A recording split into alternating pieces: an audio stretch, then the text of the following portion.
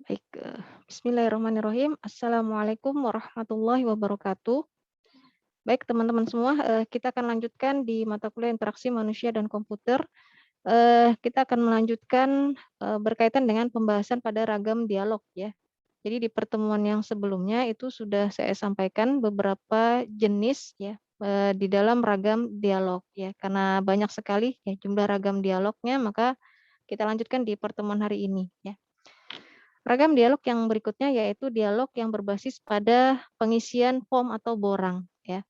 Jadi untuk ragam dialog yang berbasis pada pengisian form atau borang ini itu biasanya banyak digunakan di dalam aktivitas penginputan data ya atau pemanggilan data ya.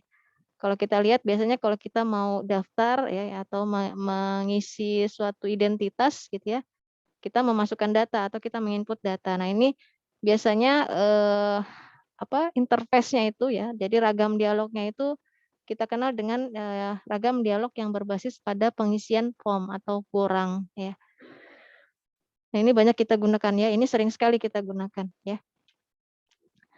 Cuman beberapa hal yang perlu diperhatikan ya di dalam membuat suatu ragam dialog yang berbasiskan pada pengisian form atau borang. Yang pertama proteksi tampilan ya. Jadi ada pembatasan agar user itu tidak dapat mengakses semua tampilan yang ada di layar monitor ya. Nah, ini gunanya juga supaya user itu fokus dulu gitu ya, dengan apa yang harus dia input dulu ya. Jadi nggak langsung menampilkan keseluruhan ya, apalagi pada pengisian form atau borang itu kan diperlukan ini ya, kehati-hatian ya, kalau terlalu kita nampilkan semua juga biasanya tampilannya jadi kecil gitu ya. Nah, yang perlu diperhatikan juga ya, kemudian batasan pada media tampilan ya. Jadi medan data dapat ditentukan untuk mempunyai panjang yang tetap atau berubah. Nah, itu menggunakan format bebas atau tertentu. Nah, ini biasanya juga kita batasi di awal pada saat kita mendesain database-nya gitu ya. Jadi apakah dia punya format tertentu, misalkan kalau mau memasukkan NIK gitu ya, nomor induk kependudukan gitu ya. Nah, itu kan sepanjang-panjangnya NIK itu biasanya berapa sih formatnya gitu ya, berapa sih panjang datanya gitu ya, misalkan 16 kalau tidak salah ya. Nah, itu kita batasi gitu ya, apakah dia sampai 16 saja ya atau enggak gitu ya. Tapi itu harus kita pikirkan juga ya. Jadi kalau perlu dibatasi gitu ya. Jadi kalau memang 16 ya NIK itu semua 16 ya 16 gitu. Karena dikhawatirkan kalau kita tidak batasi atau kita lebihkan gitu ya, kadang ada yang mengisinya salah gitu ya. Jadi misalkan dia kelebihan mengisi jadinya akan ter-input gitu ya. Jadi kalau dibatasi otomatis orang akan lebih berhati-hati biasanya. Jadi pada saat nginput kelebihan dia kok nggak bisa masuk nih di angka terakhir misalkan seperti itu. Otomatis dia akan ngecek lagi nih dari awal gitu ya, nomornya gitu ya. Nah, itu yang salah satu hal yang juga perlu diperhatikan untuk membuat ragam dialog yang berbasiskan pada pengisian form atau borang ya. Kemudian yang ketiga isi medan ya. Sebenarnya poin yang 2, 3, 4 ini ya berkaitan ya. Jadi yang ketiga ini isi medan. Jadi pengguna biasanya mempunyai sejumlah gambaran tentang isi medan yang diperbolehkan ya. Petunjuk pengisian dapat juga ditampilkan sebagai bagian dari tampilan. Nah, ini penting juga ya. Jadi tidak bisa kita abaikan ya, untuk petunjuk pengisian itu bagian daripada eh, konsep interaksi manusia dan komputer ya. Contoh saja misalkan kita kalau di lift gitu ya.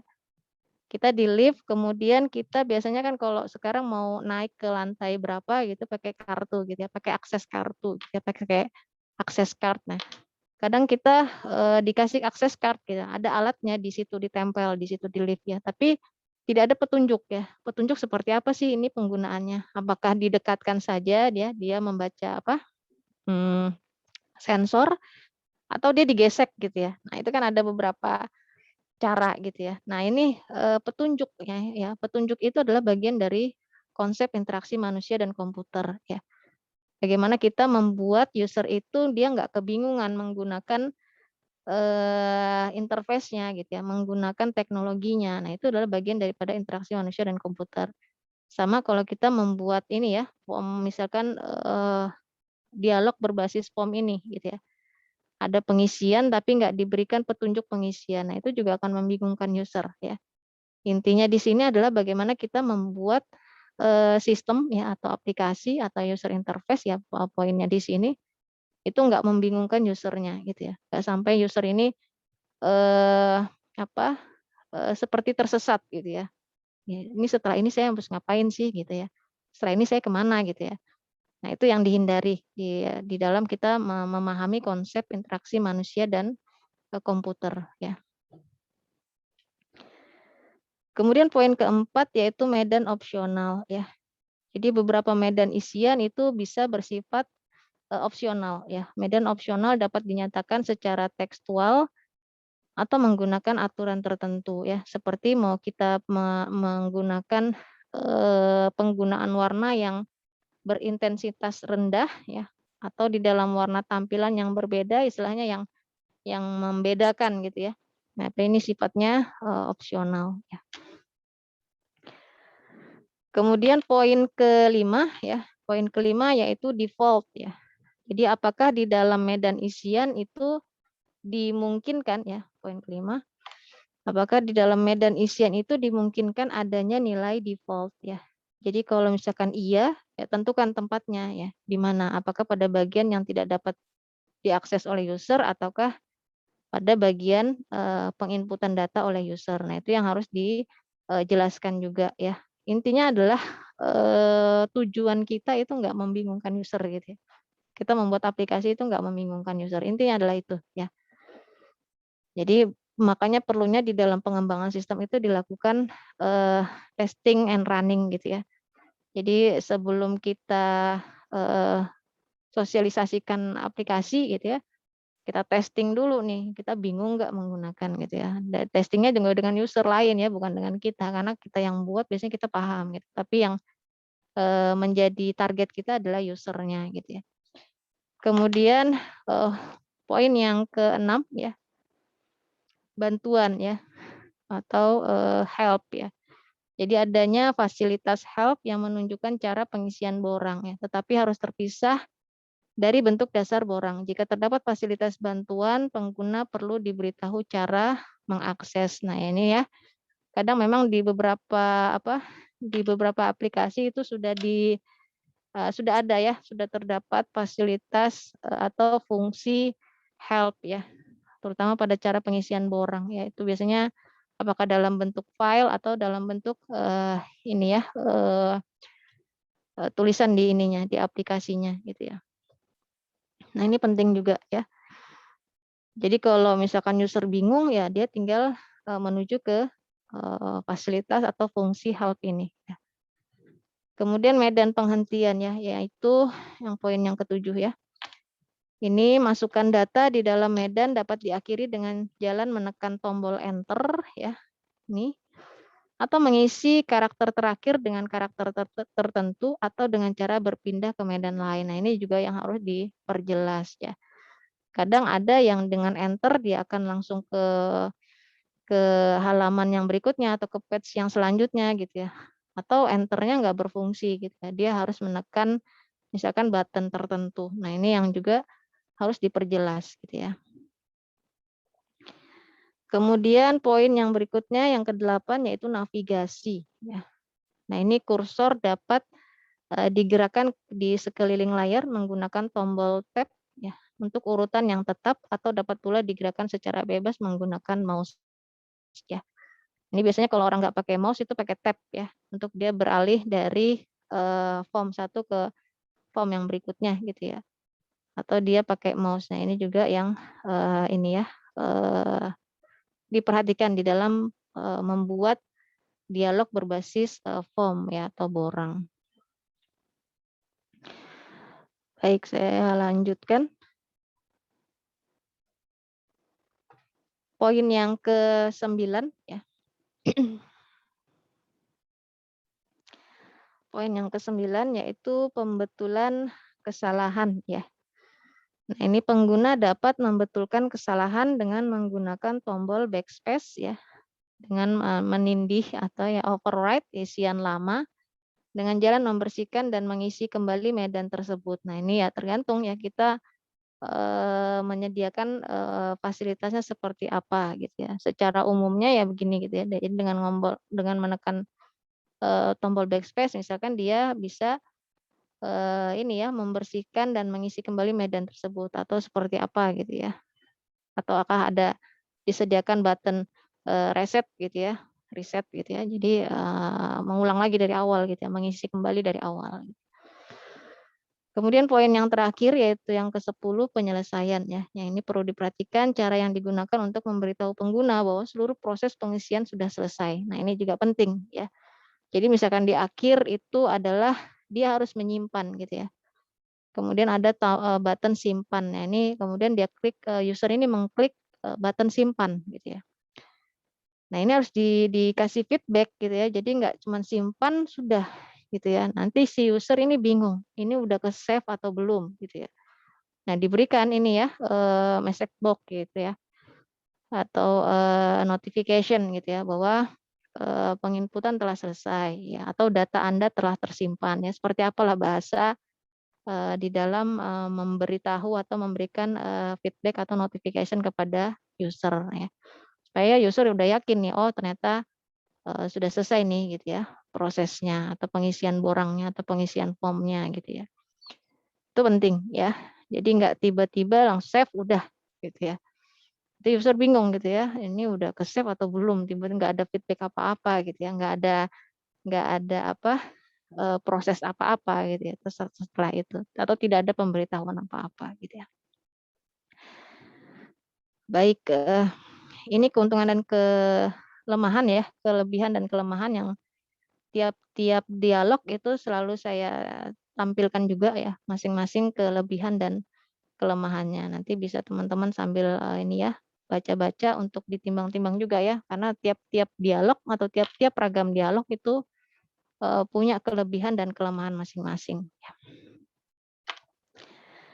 Ini contoh ya, contoh di dalam dialog yang berbasiskan pada pengisian form atau borang ya, kan sering kita jumpai ya.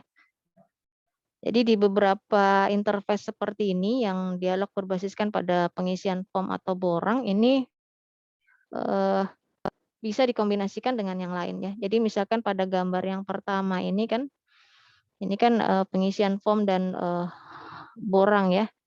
Nah, ini dikombinasikan dengan penggunaan icon, dikombinasikan dengan penggunaan menu ya. Nah, ini jadi di dalam satu interface itu bisa dikombinasikan beberapa ragam dialog ya, teman-teman. Oke ya. Nah, ini sering kita jumpain kan ya untuk ragam dialog seperti ini kan kalau kita mengisi data sesuatu data gitu ya. Ini sering banget kita jumpai. Dan saya yakin untuk membuat seperti ini juga ini ya teman-teman bisa gitu. Tinggal itu tadi ya poin-poin yang harus diperhatikan ya. Jadi misalkan kalau pilihan kayak gini nih ya agama Islam ya. Jadi karena pilihannya nggak terlalu banyak bisa dibuatkan seperti ini gitu ya. Option selection ini ya. Atau yang status perkawinan ini juga dibikin option seperti ini ya.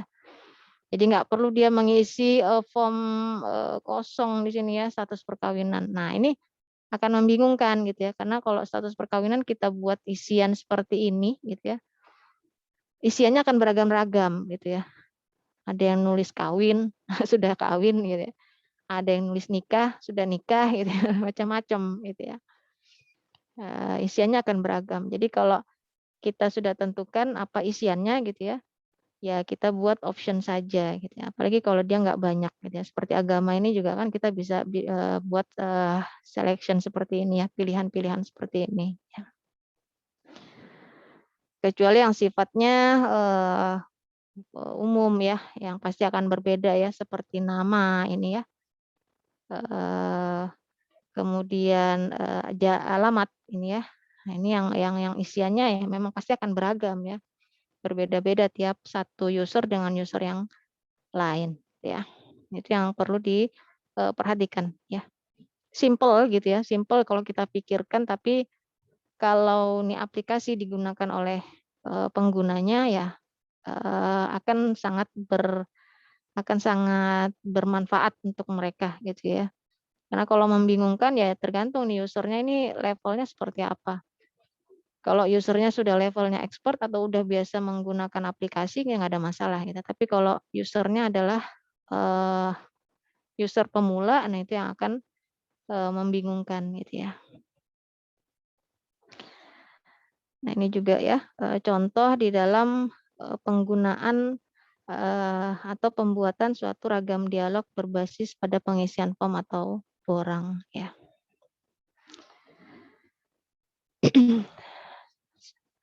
Ini juga perlu diperhatikan ya untuk penamaan button-button yang ada ini ya.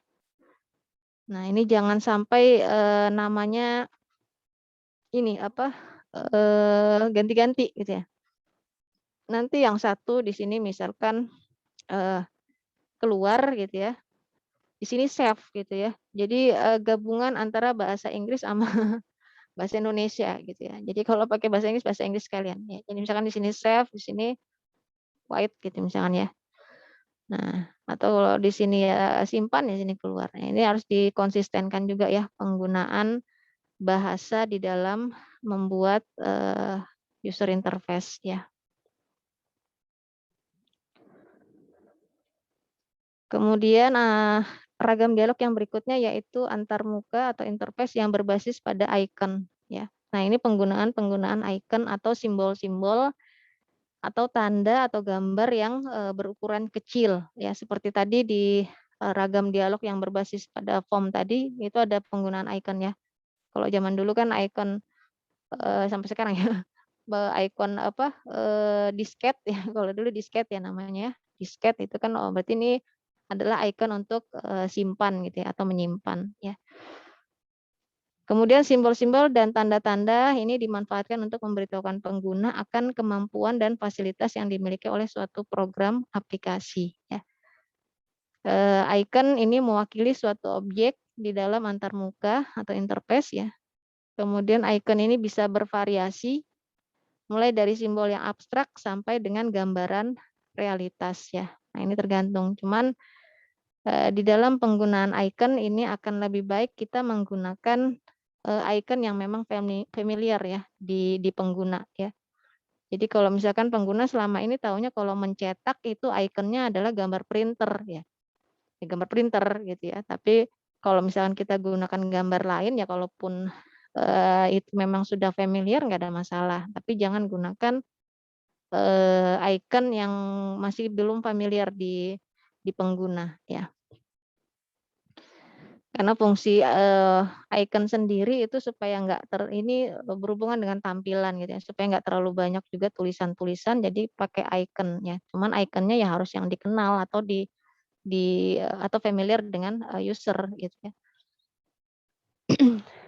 Kemudian secara teknis ya interface berbasis icon dapat dikatakan merupakan variasi dari interface berbasis menu ya. Nah ini ya, merupakan variasi dari antarmuka berbasis menu. Jadi bisa kombinasi ya pada interface yang berbasis menu dengan interface yang berbasiskan pada icon ya. Jadi setiap icon itu menunjukkan satu aktivitas, sementara pada sistem menu ya sebuah menu juga menunjukkan satu aktivitas ya. Perbedaannya terletak pada cara penyajian pilihannya ya.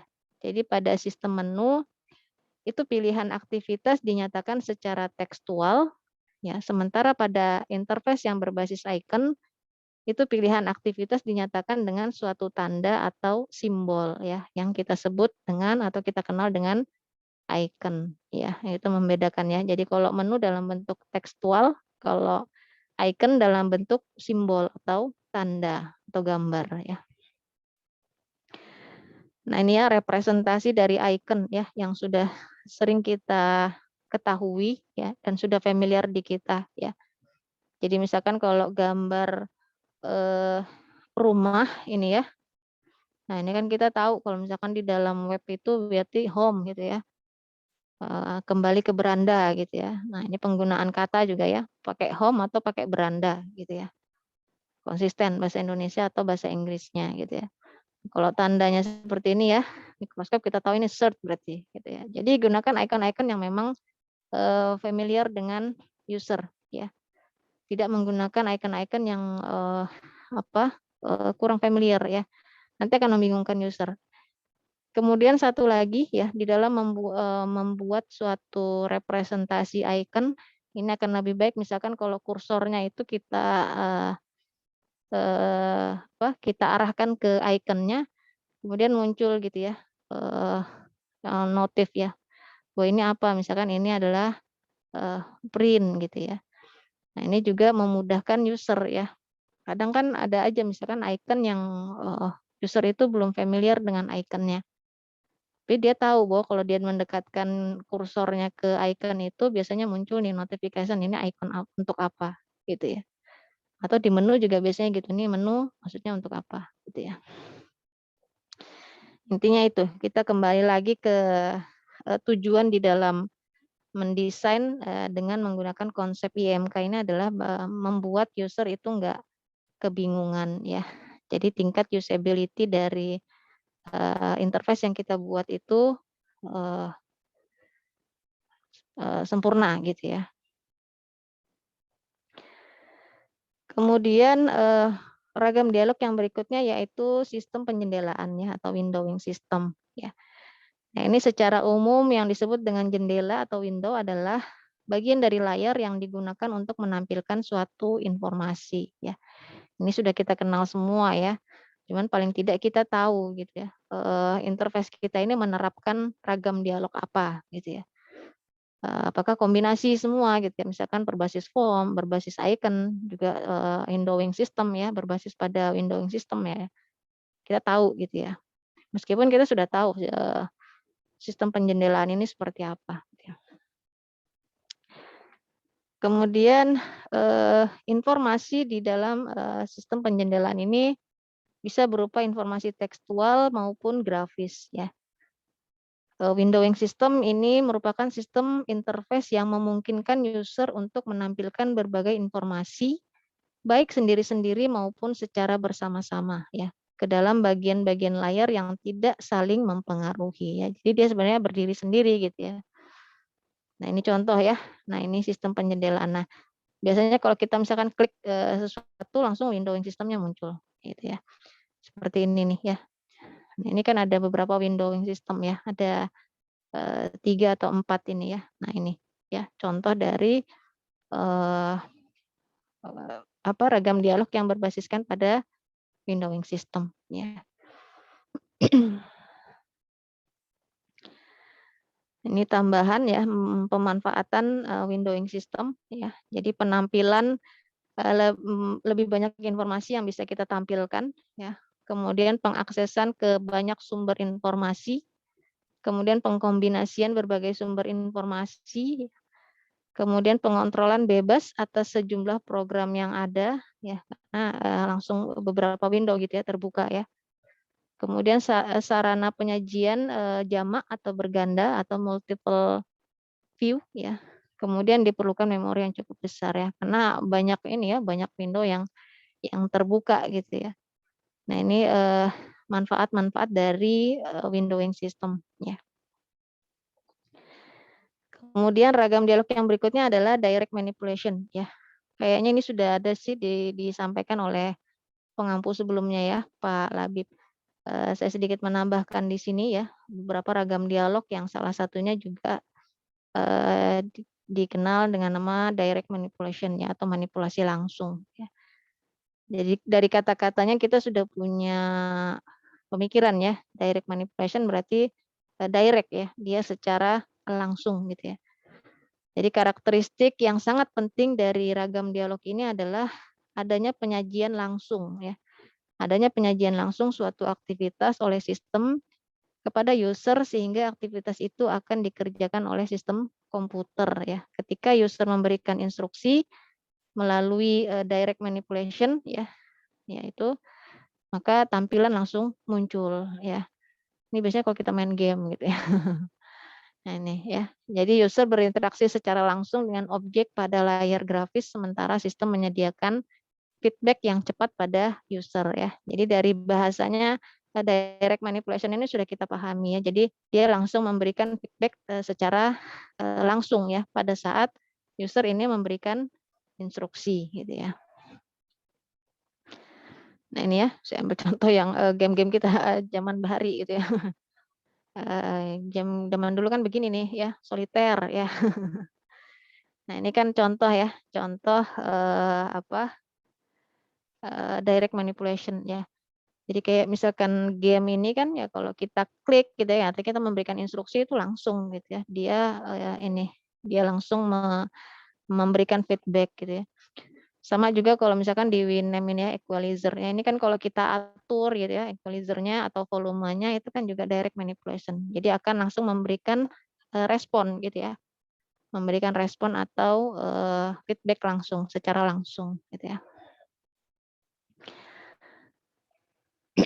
Kemudian ini contoh lagi di dalam direct manipulation ya.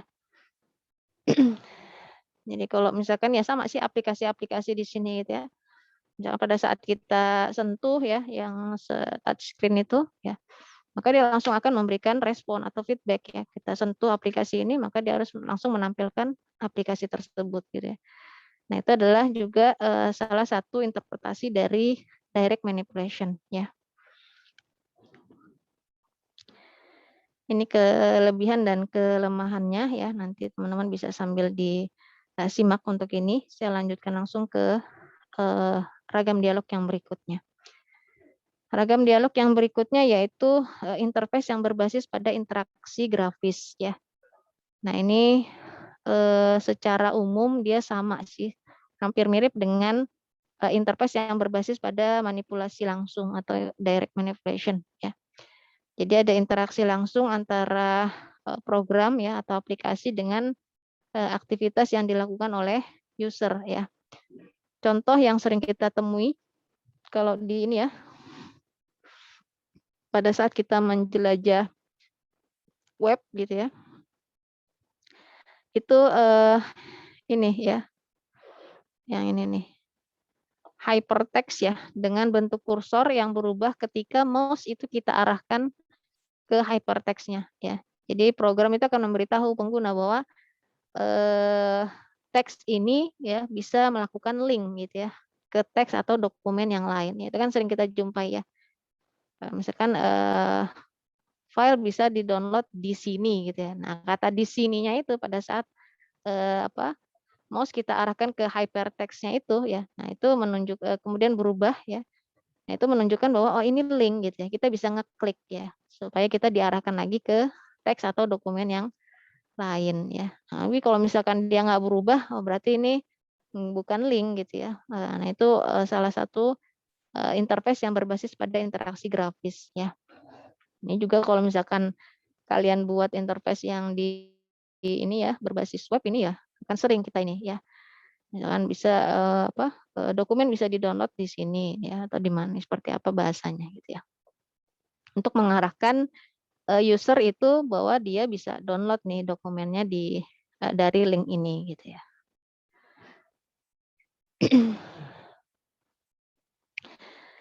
Kemudian antarmuka yang berikutnya yaitu WIMP ya. Nah, ini adalah kombinasi dari beberapa ragam interaksi ya, yaitu Windows, icon, menu dan pointer ya. Nah, ini kombinasi dari 4 ragam interaksi ini ya. Kan beberapa sudah kita ini ya, seperti icon tadi sudah ya, window ya juga sudah, menu ya. Menu yang kemarin ya, pertemuan yang kemarin yang ada menu menu datar ya, menu tarik ya, pull down dan pop up ya pop up ya. Ya, pull down dan pop up ya. Nah, itu yang sudah kita ini ya, ditambah dengan pointer ya di sini. Mungkin nggak terlalu detail lagi ya. Jadi untuk window tadi kita sudah punya bayangan atau interpretasi seperti apa window ya. Jadi ini area pada layar yang mempunyai sifat seperti terminal yang independen ya. Jadi dia punya window masing-masing ya, berdiri sendiri ya. Kemudian bisa berisi dari teks atau grafis ya. Dapat saling overlap ya dan menutupi yang lain atau tersusun seperti keramik lantai ya. Seperti tadi kan jadi karena dalam satu tampilan gitu ada beberapa window maka dia bisa overlap atau menutupi window yang lain gitu ya. Kemudian fasilitas scroll bar yang memungkinkan user itu untuk menggerakkan isi Windows ke atas, bawah, atau menyamping gitu ya. Kemudian ada title bars yang menunjukkan nama window. Ya, ini juga penting ya. Jadi kita tahu ini window-nya apa namanya gitu ya. Nah, yang ini window apa ya. Jadi ada title bar yang mesti kita berikan namanya ya dalam tiap-tiap window-nya itu ya. Kemudian dalam aplikasi dapat terdiri dari satu atau lebih window yang bekerja dan tidak saling mempengaruhi ya. Nah, seperti ini ya. Jadi kalau kita membuka beberapa window, ini kan overlap ya, saling menindih gitu ya. Atau kalau kita mau kerja dengan dua dokumen, ya itu kan biasa kita pampangkan gitu ya, dua dokumen, dokumen satu, dokumen dua. Ini kan kita membuka beberapa window gitu ya. Ini interpretasinya ya, ilustrasi gambarnya. Kemudian icon tadi juga sudah kita bahas untuk icon ya. Ini gambar atau simbol atau tanda ya kecil yang digunakan sebagai representasi dari objek ya. Window dapat diperkecil menjadi icon-icon untuk mempermudah akses ya. Seperti kalau di ini kan kita pakai shortcut itu ya. Nah, itu kan pakai icon ya. Misalkan kalau aplikasi Word gitu ya. Nah, itu ikonnya ya itu ya tanda W seperti itu. Itu udah familiar orang-orang gitu ya. Nah, tinggal ikonnya itu yang kadang berubah-berubah dari versi ke versi gitu ya. Tapi tetap sama ya, hampir mirip. Jadi orang walaupun berubah dari versi ke versi, tapi orang paham ini adalah ikonnya untuk Word, misalkan seperti itu ya. Kemudian bentuk icon bermacam-macam ya, variasi bentuk, gambar, warna ya, namun harus tetap representasi dari objek yang diwakili. Nah, ini yang penting ya. Jadi harus tetap merepresentasikan dari objek yang diwakili ya. Jadi kalau tadi misalkan orang sudah tahu bahwa kalau eh, mau cetak itu adalah ikonnya gambar printer ya, kita gunakan yang memang sudah terwakili dengan pola pola pemahaman dari user gitu ya.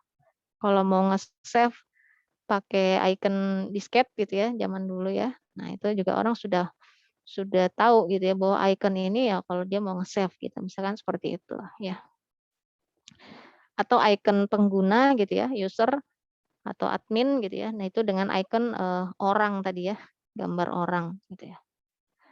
Atau ya apapun itu yang bisa mewakili dari representasi pemahaman user untuk penggunaan icon.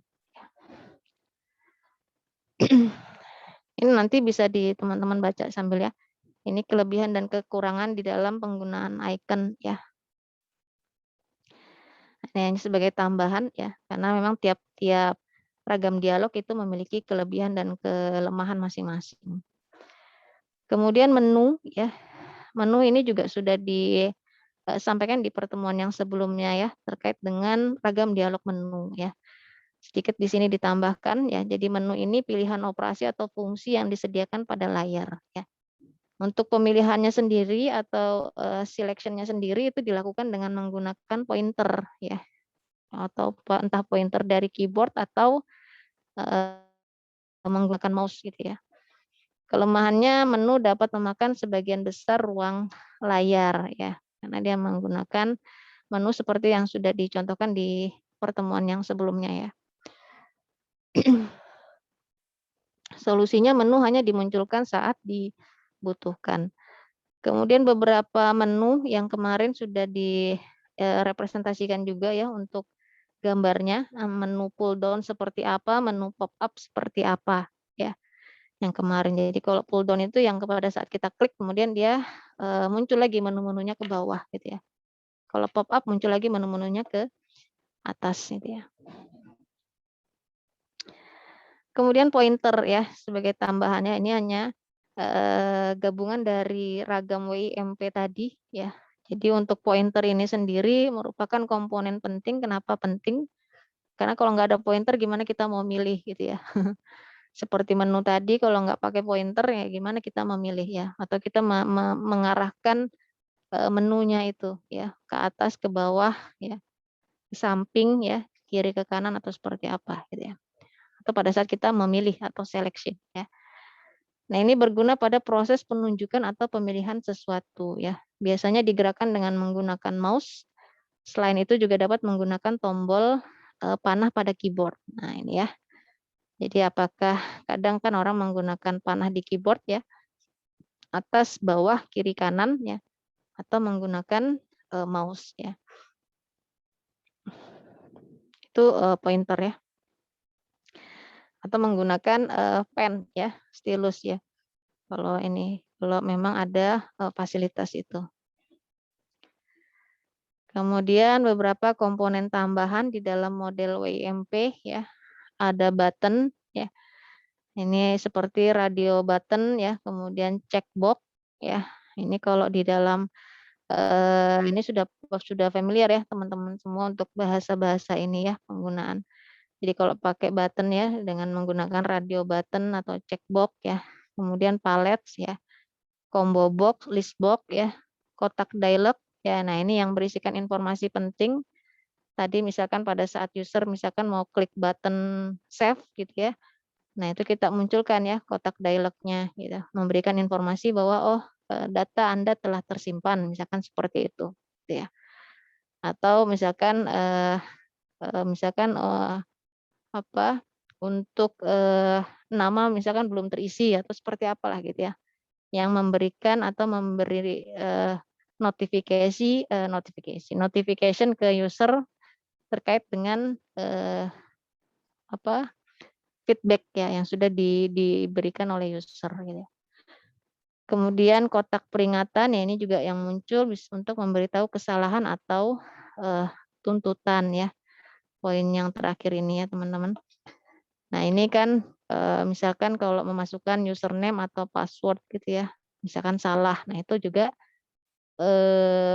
diberikan gitu ya peringatan atau kotak peringatan bahwa misalkan password yang Anda masukkan salah gitu ya. Nah, ini juga ya yang sering saya temui juga ya untuk username dan password ini kadang ambigu gitu ya. Kenapa ambigu? Kadang gini, kita masukkan username dan password gitu ya. Kemudian diberi peringatan nggak berhasil misalkan ya, kita nggak berhasil nih mau login. Kemudian diberikan peringatan username dan password Anda salah ya. Padahal gitu yang salah mungkin salah satunya saja gitu ya. Mungkin passwordnya saja nih yang salah gitu ya. Tapi karena diberikan informasi adalah username dan password Anda salah, jadi otomatis pemikiran dari usernya ini adalah username dan passwordnya salah gitu ya. Dua-duanya salah dia masukkan. Nah, ini juga yang perlu diperhatikan ya untuk membuat kotak peringatan atau notifikasi peringatan kepada user ya. Apakah mungkin untuk privasi ya atau bukan privasi atau untuk security ya, sistem security-nya atau seperti apa gitu. Nah, itu yang perlu dipikirkan ya di dalam membuat peringatan-peringatan seperti itu. Baik teman-teman, untuk ragam dialog ya sampai di sini. Jadi ada kalau tidak salah ada 9 ya, 9 ragam dialog yang sudah kita bahas. Mudah-mudahan bisa dipahami. Insya Allah akan kita lanjutkan lagi ke materi daya guna ya untuk pertemuan yang berikutnya. Terima kasih. Jika ada yang ingin ditanyakan silakan melalui learning yang kita gunakan atau melalui ketua tingkatnya. Sekali lagi terima kasih. Saya tutup. Assalamualaikum warahmatullahi wabarakatuh.